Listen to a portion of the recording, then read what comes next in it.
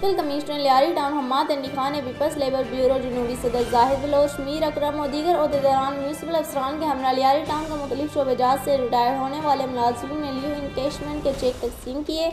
इस मौके पर मजमूई तौर पर 30 रिटायर्ड मुलाजिमीन में 81,37,000 रुपये मालियत के चेक तकसीम किए गए। तकरीब में मुतल्लिका अफसरान के अलावा पीपल्स लेबर ब्यूरो के जिम्मेदारान भी मौजूद थे। तकरीब से खिताब करते हुए म्यूनसिपल कमिश्नर हम्माद अली खान ने कहा कि रिटायर्ड मुलाजिमीन की खदमात काबिल कदर है और लियारी टाउन इंतजामिया इनके जायज़ माली हुकूक की बर वक्त अदायगी को यकीनी बना रही है।